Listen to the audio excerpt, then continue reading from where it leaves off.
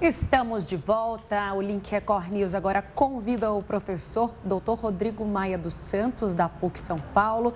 Ele que trouxe hoje um assunto que é dúvida para muita gente, o uso do plural, professor. Tem alguma pegadinha aí para gente sobre esse assunto? Boa tarde já, né? Depois do meio-dia. Boa tarde, Tainá. Boa tarde, Gustavo. Boa tarde aos telespectadores. Bom, primeira vez aqui com Gustavo e Tainá, essa dupla, né? Fico muito feliz em iniciar um trabalho com vocês, né? A gente vai conversar muito, tem muitas dúvidas. E eu quero dizer para vocês que a Lidiane e a Marcela, elas sempre me davam lição de casa.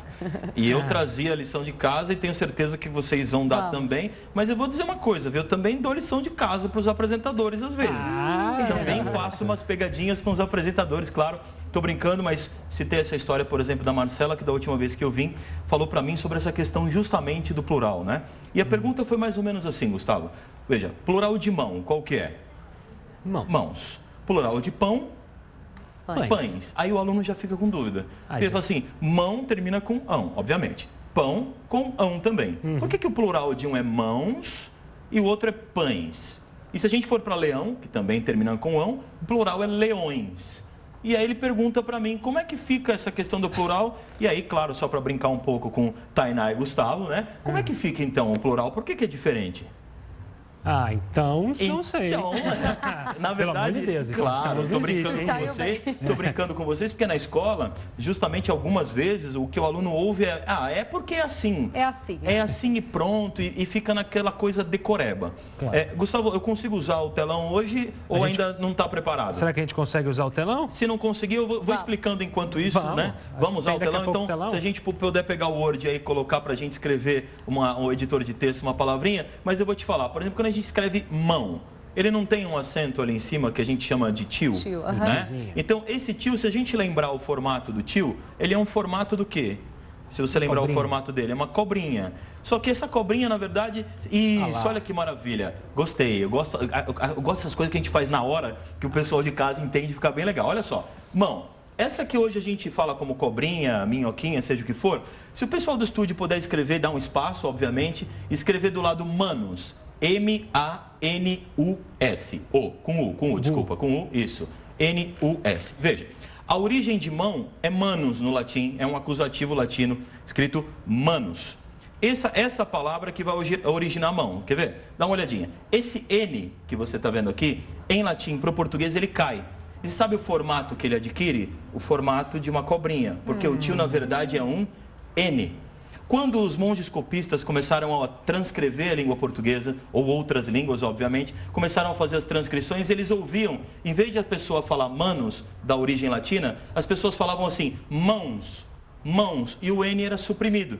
E eles sabiam que em latim a escrita correta era com N de navio, manos. Você sabe o que eles fizeram?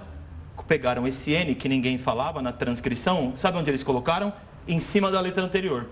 E aí virou tio. Então, se você simplesmente tirar o N, né, se vocês puderem tirar do manos, tirar o N, só deletar o N ali, como isso, deletar, simplesmente por conta da nasalização, fica mãos, o plural.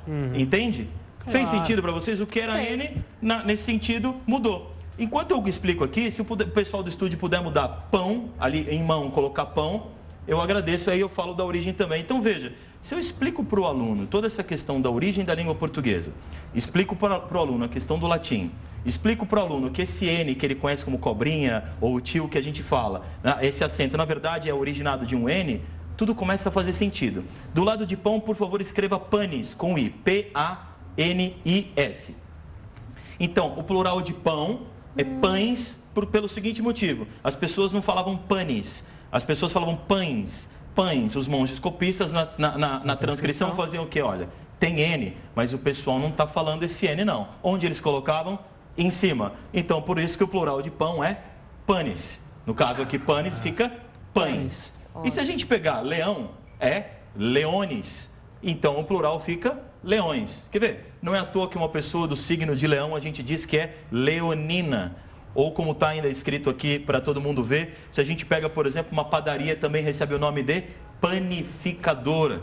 E lá o manus que a gente escreveu, se a gente faz um trabalho à mão, a gente chama de manuscrito. Então daí estão as origens das palavras e como que o N se torna um tio. E por que os plurais são todos diferentes?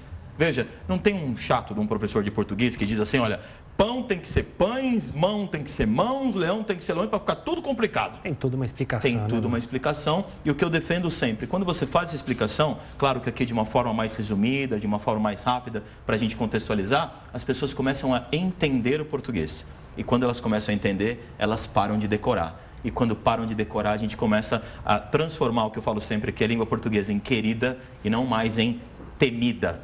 E aí as coisas começam a fazer sentido. Claro, e aí, de fato, elas aprendem, né? De fato, elas aprendem. É a história explicando o português. É a história explicando o português. E já que você falou em lição de casa, então já tem uma lição de casa para você, professor? Já de primeira, no primeiro dia, ele aqui comigo já me passa a lição de casa. Gustavo, como assim? Aqui é bate-pronto. Aqui é bate-pronto. Substantivos compostos. Essa dá uma dor de cabeça para muita gente. Essa dá uma dor de cabeça para muita gente. Substantivos compostos, por exemplo, plural de beija-flor. E aí eu já vou transferir a pegadinha para ele. Plural de beija-flor, como fica? Não fala, na próxima semana ele vai falar. E aí eu vou dar uma outra pegadinha, Gustavo. Duas. Plural de arroz doce. Também trago na semana que vem? Traga na semana que vem. Então, na semana que vem a gente conversa. Arroz doce, tem algumas pessoas que não vão acreditar no plural de arroz doce, né? Que nunca falaram. Beija-flor trago também e outros plurais aí pra gente melhorar o substantivo composto.